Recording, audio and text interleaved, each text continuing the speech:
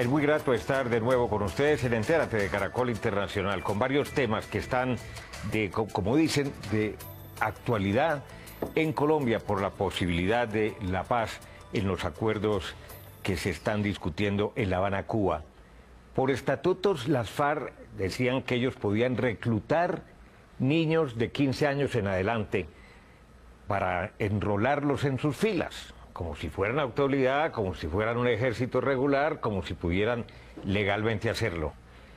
Pero en La Habana se combinó que lo van a hacer, ellos han decidido que lo van a hacer de 17 años en adelante. No obstante, que las autoridades han encontrado niños durante todos estos últimos años de 10, de 12, de 14 años, que después han permanecido algunos largos años en la selva y en unas condiciones bastante complicadas, indignas, por decirlo menos, separados de sus familias, en fin, toda una tragedia.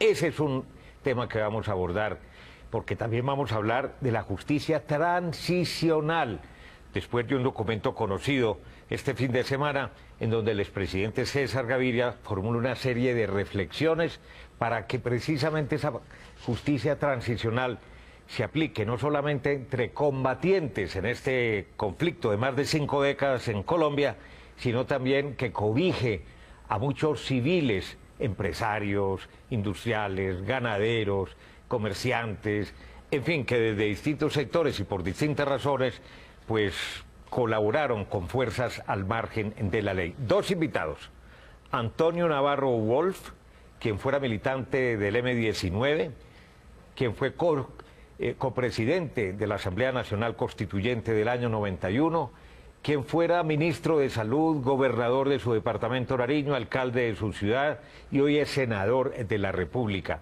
a quien le expreso públicamente de nuevo nuestro profundo dolor y pésame por la reciente muerte de su hijo y a quien le agradezco de una manera muy especial realmente que esté aquí hoy para tratar de seguir con su vida, porque la vida sigue, doctor Navarro. Gracias, Darío, y lo mismo a todos los televidentes. Y sí, la vida sí, el dolor es inmenso, pero hay que dar un paso adelante. Y usted lo ha venido sobrellevando con mucha dignidad y con fortaleza interior.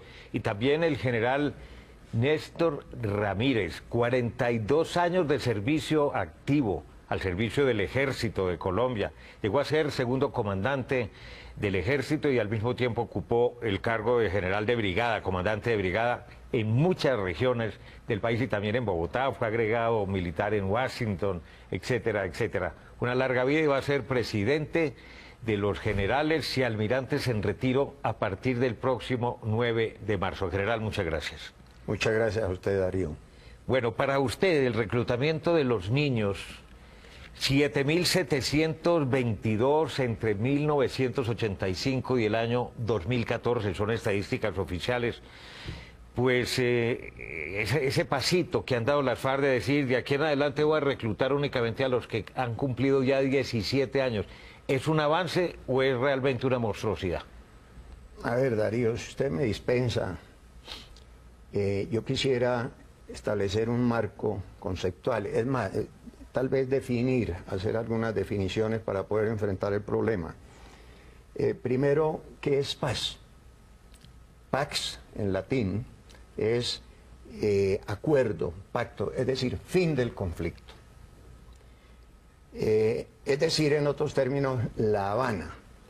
Pero paz, la paz que le interesa a los colombianos y a la sociedad y a las personas es equivalente a seguridad, es un estado de tranquilidad producto del eficiente cumplimiento de las funciones del Estado. Es decir, cuando el Estado genera salud, genera educación, justicia, muy importante, gobierno, por ejemplo, la obligación de llegar a la paz, es decir, todos los campos del poder, pero particularmente del gobierno. Si ello se cumple, hay paz. Es decir, La Habana es tan solo un paso hacia la verdadera paz. Bueno, en cuanto al reclutamiento, es grave porque es un secuestro de niños desde los 7 años, 11, 12, gran cantidad de niños. 70% son realmente menores de 15 años. Sí, Yo conocí casos, yo tenía las hojas de vida de muchos reclutados de 11 niñas que entre otras cosas cumplen labor sexual los miércoles. Tiene ese horario. Estos niños son sacados de las familias campesinas. Como una cuota, ¿no? Obligados, llegan, se va con nosotros el niño, la niña. Pues es monstruoso, entre otras cosas, es un crimen de guerra y de lesa humanidad por su sistematicidad.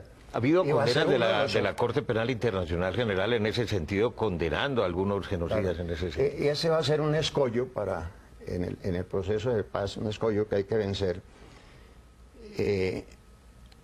El único condenado por la Corte Penal Internacional es precisamente por reclutar niños.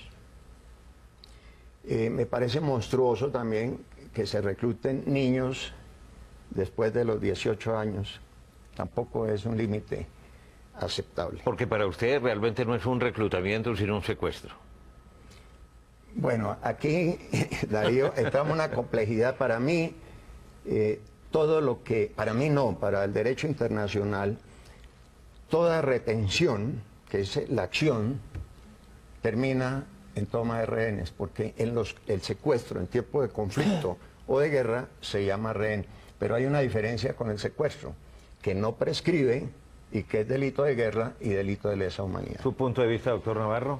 Bueno, yo creo que lo que hay es un intento de ponerle fin al conflicto por la vía de una negociación. Porque hay otra manera de ponerle fin a un conflicto, es que una de las partes gane e imponga las condiciones a la contraparte. Aquí se está intentando que sea en una negociación, y una negociación significa que hay que hacer concesiones. Lo que veo de las FARC es que van a paso de tortuga en entender lo fundamental. Y es que la principal intercambio de concesiones es que se desarmen, dejen las armas definitivamente y puedan participar en política. Y para hacer eso, más que un inciso en una mesa de negociación, tienen que ganarse la opinión pública. Y no se van a ganar la opinión pública si no dan pasos que den confianza a la gente. Por eso, a mí me parece que uno no puede decir que esté mal que suban de 15 a 17. Lo que pasa es que lo que tienen que decir es, no vamos a reclutar más, porque queremos llegar a una solución del conflicto. Ni de 15, ni de 17, ni de 21, ni de 40. No vamos a reclutar más. Por lo menos mientras dura la negociación. Eso hubiera sido una noticia que envía un mensaje alentador, un mensaje que busca ganarse la confianza de la gente. Están cumpliendo el cese del fuego, lo dijo el ministro de Defensa, en cuanto a operaciones de combate, pero siguen extorsionando, siguen consiguiendo dinero ilegalmente y aparentemente siguen reclutando, así sea menores de 17. Ninguna de esas cosas deberían hacerlas, en mi opinión. Para ganar confianza en este proceso de paz, para ellos mismos, si es que van a firmar y van a salir a buscar el apoyo público, necesitan noticias mucho más positivas. Claro, doctor Navarro, precisamente el 9 de marzo se cumplen los 25 años de haberse firmado los acuerdos de paz con el M-19 por parte del gobierno, del presidente César, Exactamente, del presidente Belisario Betancur. Hace 25 años, casi faltan 3 semanas para los 25 años, nosotros firmamos los acuerdos de paz. Y durante el periodo de negociación de esos acuerdos, que empezó un poquito, año y medio antes tal vez, no hubo ni reclutamiento, ni operaciones de ninguna naturaleza, y lo que hubo fue la búsqueda de ganar apoyo de la opinión pública. Y creo que eso es importantísimo. Y eso es lo que no dejaban de entender las FARC. Si lo que quieren es hacer política, como creo que es lo que quieren, Usted sin fue armas. alcalde elegido popularmente, Claro, gobernador elegido si quieren popularmente. hacer política sin armas, pues tienen que ganarse la opinión pública y no lo acaban de entender. Pese a que tienen el secretariado reunido en La Habana. Hombre, entiendan, tienen que ganarse la confianza, el apoyo de la opinión pública si van a dar el paso de verdad. Cuando uno los vea haciendo cosas, lo del cese al fuego está bien, lo de hablar del reclutamiento está bien, pero son insuficientes. Cese al fuego y cese de todo tipo de actividades por fuera de la ley, entre ellas el de reclutar menores o mayores. Cuando empiezan a dar símbolos de ese tipo, de ese significado, yo creo que va a haber mucho más confianza en que el proceso va a terminar con un acuerdo real y que se va a cumplir. ¿Fue débil el gobierno, sí? Yo estoy de acuerdo con el senador Antonio Lo que sucede es que hay que entender detrás de qué están ellos. Yo no veo a las FARC con un futuro político, a ningún cabecilla. El peligro no es ese, son las organizaciones de base y las modificaciones institucionales que se pretenden en La Habana para poder llegar a la paz, pero que para ellos es la realización de sus sueños populistas. Ellos lo que realmente... A ver, les voy a decir algo que ustedes van a quedar sorprendidos. Dietrich Stefan, el creador del socialismo del siglo XXI, fue el ideólogo de Chávez, peleó con Chávez y Maduro porque no implementaron ningún instrumento, ninguno de los 3 fundamentos, de los 4 fundamentos. Pues ríanse ustedes que en La Habana están consagrados prácticamente 3 fundamentos. El primero es desarrollismo democrático nacional y regional.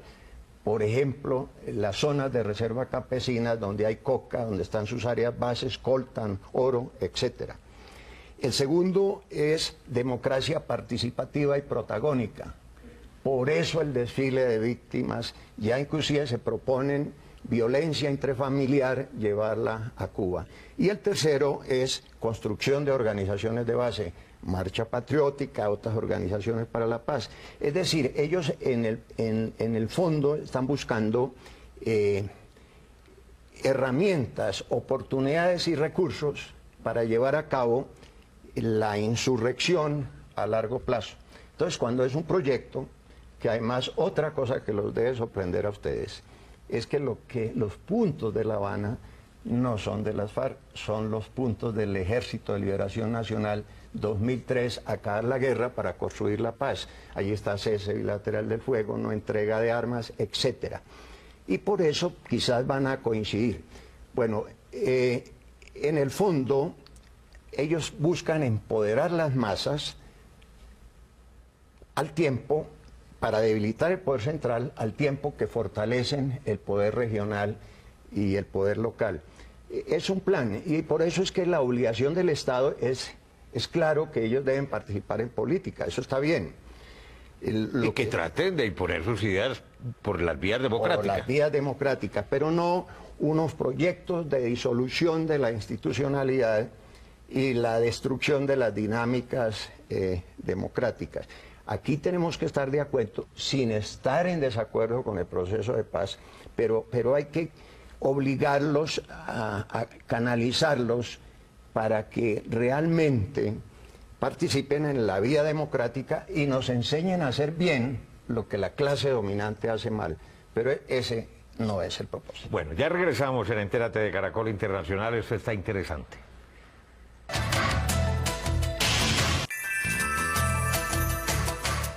Regresamos en Entérate de Caracol Internacional con nuestros invitados para hablar de la paz de Colombia, un tema que nos ha obsesionado a todos desde hace mucho tiempo porque es lo que queremos y anhelamos para nuestro país y para nuestros descendientes. ¿Usted se arrepiente, doctor Navarro, de haber dado ese paso con los otros dirigentes del M-19 de integrarse a la vida civil, dejar las armas y meterse en la legalidad y luchar por las vías democráticas, por la transformación de este país? Estamos preparando algo para conmemorar los 25 años de la paz del M-19.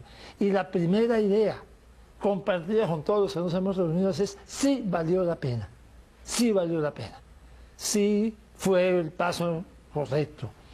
Y esa paz de hace 25 años era lo que había que hacer.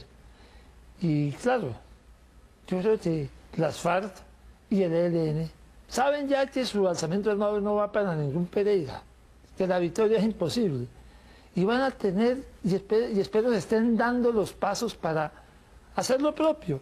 También dejar las armas y seguir luchando por sus ideas políticas. Ellos tienen una formación muy distinta a la nuestra, claro. Ellos son una organización leninista, muy organizada y con su manera de organizar la gente. Tienen el derecho de hacerlo sin armas y en democracia. Y creo que es el paso. Pero la respuesta indudable es sí valió la pena haber firmado la paz el 9 de marzo de 1990. Es que yo creo que en el fondo ustedes eran nacionalistas. Yo siempre he tenido esa inquietud. El M-19 era nacionalista. Éramos una cosa distinta a las organizaciones marxistas-leninistas, ténganlo por seguro. Éramos una guerrilla rara. Sí. Muy colombiana, muy sui generis, ¿no? Sí, alguien decía, esas son la socialdemocracia en armas, yo qué sé. Pero Otros decían que eran partidarios de Rojas Pinilla. entendimos primero que cualquier otro grupo en América Latina que el alzamiento armado no tenía futuro y que había que dejar Y ese los hechos lo han alzamiento armado. demostrado. Claro. General Ramírez. Perdón, Sí. Darío, en el plan del 2003, acabar la guerra para construir la paz del Ejército de Liberación Nacional, que estipula los puntos que justamente se están analizando en La Habana, ellos reconocen la pérdida de tiempo que significó la lucha guerrillera, la imposibilidad, y al tiempo ven como ejemplo a Chávez, como Pero ¿qué ejemplos se encontraron? por eso. cuando- Entonces, por eso ellos derivan en, claro, no se trata de la paz burguesa, es la paz producto de la toma del poder. Pero una cosa es lo que piense y lo que plantea y otra cosa es la realidad. Yo le quería preguntar, general Néstor Ramírez, ¿acaso ACORE, la Asociación de Generales en Retiro y de Almirantes, ha venido dando un giro? Porque han hecho varias reuniones con personas de izquierda, también de derecha, entre comillas, ¿no? Y cosa que antes no se veía porque se decía que los generales en retiro, ACORE, pues estaban en contra del proceso y todo lo del proceso automáticamente lo rechazaban. ¿Han dado un giro? A ver, primero que todo, ACORE es Asociación Colombiana de Oficiales Retirados. El general Ruiz es su presidente. Y la Asociación de Generales y Almirantes Retirados, dirigida en este momento por el almirante David René, son dos cosas diferentes. A ver, las preocupaciones de los militares, en primer lugar, no somos enemigos de la paz, por favor, no hay nadie sensato que sea enemigo. Del proceso tampoco son enemigos. No, tampoco, tampoco. Nos preocupa, lo que le preocupa a todos los colombianos es esa mezcla de una posible impunidad y luego participación en política, pero simultáneamente con una enorme injusticia para los militares, no solo los militares, hay casos como el doctor Luis Alfredo Ramos preso injustamente, pienso yo, el caso del coronel Plazas, el caso del general Rito Alejo, en fin, el hecho de trasplantar el contexto, la teoría del contexto, que fue producto de la OEA ante la dificultad de poder judicializar no a una persona sino a un Estado, y traspasan tendenciosamente esa idea del contexto a una acción jurídica imposible. Por ejemplo, la aplicación de los máximos responsables de las agrupaciones de poder para poder conectar el actor indeterminado con un cerebro jurídico. Ya hay condenados, el caso del general Arias. En fin, esto nos preocupa a los militares, que los militares terminen, como han terminado en Argentina, Chile, Perú, en todos sitios, en la cárcel, y las agrupaciones al margen de la ley en el poder. Pero los militares no piden impunidad, lo que piden es justicia. Bueno, pero en ese orden de ideas, general Ramírez, el expresidente César Gaviria, a título personal, él dice que no compromete para nada al gobierno nacional, que habló con militares, con oficiales en retiro, con personas de Estado, con el propio presidente de la República, con muchos otros dirigentes de varios sectores, y ha presentado lo que él llama reflexión. Él dice, esto no es una propuesta, es una invitación al país para que piense en la aplicación de la justicia transicional que está autorizada por el derecho penal internacional y por la Corte Penal Internacional. ¿Ustedes apoyarían la aplicación para esos generales que usted ha mencionado, para esos oficiales y otros, pero también para empresarios, comerciantes, ganaderos, que de alguna manera en el pasado pudieron apoyar y apoyaron, de hecho, a organizaciones al margen de la ley? Esa no puede ser una salida que, mediante un referendo, blinde jurídicamente y políticamente este proceso para que haya una paz más estable y definitiva y no ocurra lo de Chile, lo de Argentina y de lo del Uruguay. A ver, Darío y Antonio, si se llegare a aprobar el referendo por el pueblo colombiano, se supone que hay que conciliar posiciones muy difíciles, conciliar como el Tribunal de Roma, los delitos de lesa humanidad y de guerra. Yo creo que es lo más sesudo, lo más inteligente, aceptando que ya fue aprobado. Yo creo que el presidente Gaviria pensó con mucha imaginación, con mucha profundidad, con mucha inteligencia, lo que debe ser la verdadera paz, reconciliación de todos, de todos. Un punto, verdadero punto final. Pero repito, para eso hay que vencer una serie de escollos que le permita a los colombianos aprobar en un referéndum lo acordado en La Habana. ¿Qué opina Antonio, senador? A mí me parece que le estamos dando poca reflexión a la garantía de no repetición. Y me parece que la reflexión del expresidente Gaviria está pensando en eso, aunque lo menciona de paso. ¿Cómo hacemos para que el conflicto termine y no tengan colas sueltas? Porque cada vez que ha entrado colas sueltas, continúa de una manera o de otra. Y yo creo que eso necesita una solución global. A mí me gusta la reflexión de Gaviria, porque está diciendo esto no solamente es de los guerrilleros y algunos militares, no es de la sociedad que participó en este conflicto. Así que resolvamos todo bien resuelto.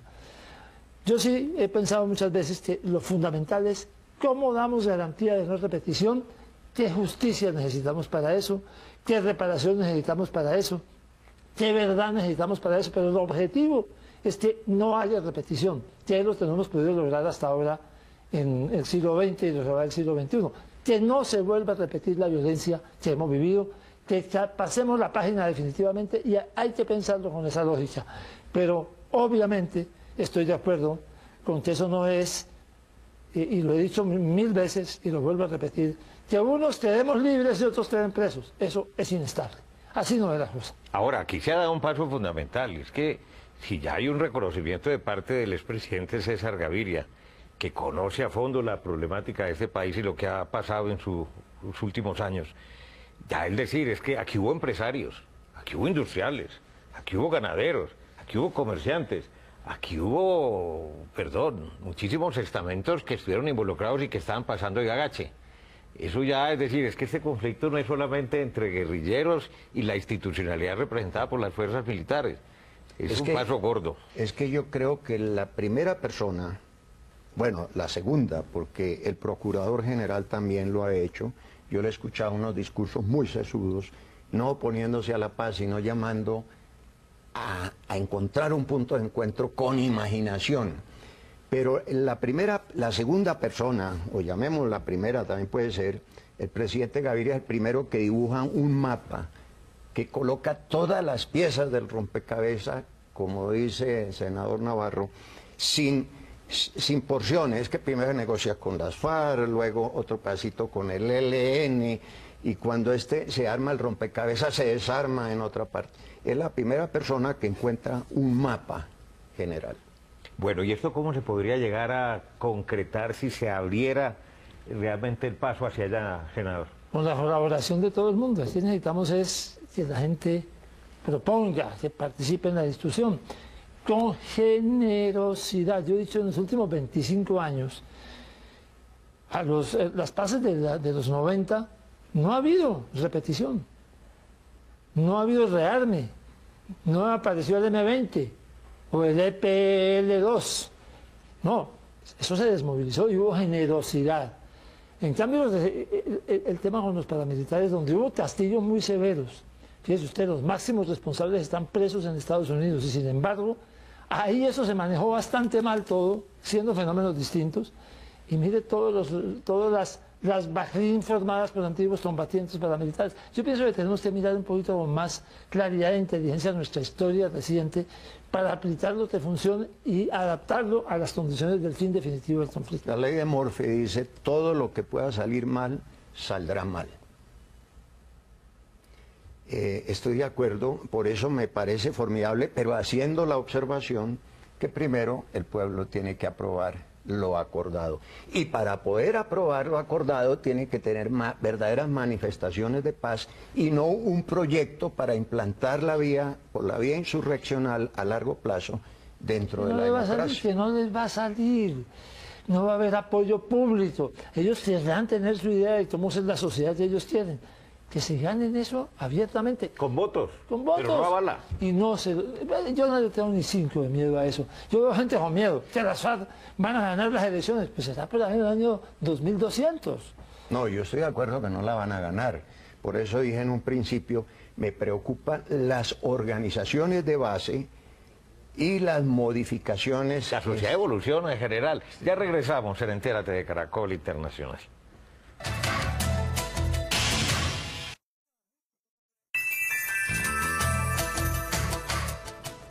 Bueno, entramos a estos últimos minuticos para hablar del futuro de la paz en Colombia. ¿Cree cómo están las cosas a pesar de ese pasito que dieron las FARC en materia de reclutamiento de menores de 17 años, Antonio?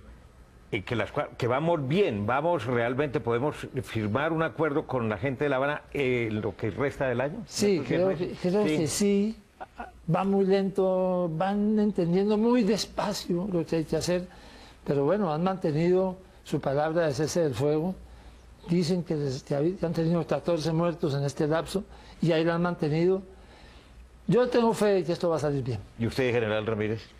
Yo no sé si va a salir bien, pero los acuerdos se firman en La Habana porque el primer ente interesado son las mismas FARC, porque ante la imposibilidad de llegar al poder por las armas, encontraron la posibilidad de llegar por la democracia. Chávez, mediante la democracia, destruyó la democracia. Eso es lo que nos debe preocupar. Pero yo creo que va a salir adelante. Eso es un tema para después. Vamos paso a paso. Los generales, los almirantes, también sus amigos de la otra organización de Acore, ¿cree que en este momento están más sensibilizados y sociabilizados con el tema del proceso y con la importancia de que el país realmente alcance una meta que lo conduzca a una paz duradera, estable, definitiva y blindada? A mí lo que me preocupa, me excusa que desvíe un poquito la respuesta, es qué siente un combatiente que tiene que perder las piernas o la vida con alguien que va a ser el senador, con alguien que va a estar al mismo lado. ¿Por qué tengo que enfrentar yo? Por la paz, hay que enfrentarla por la paz, general. Yo entiendo todos esos sentimientos y del otro lado habrá muchísimos otros, pero si este país lo queremos en paz, con reconciliación, nos vamos a tener que tragar muchos sapos y orangutanes. Pero por eso deberían concentrarse en un punto para el tal cese al fuego que no puede ser sino unilateral. Negociar con el enemigo la Constitución y la ley se llama traición a la patria. Entonces tiene primero que firmar, concentrarse, desmovilizarse, son fórmulas que se han ensayado. Lamentablemente el tiempo se nos ha acabado. Muchas gracias, señores invitados. Y recuerden que ustedes pueden seguirnos en Twitter a través de nuestra cuenta @Entérate Caracol. También puede escribirnos a través del correo electrónico enterate@caracoltv.com.co y visite nuestra página web www.noticiascaracol.com/entérate. Allí podrá acceder a todos nuestros capítulos completos y los espero como siempre la próxima semana.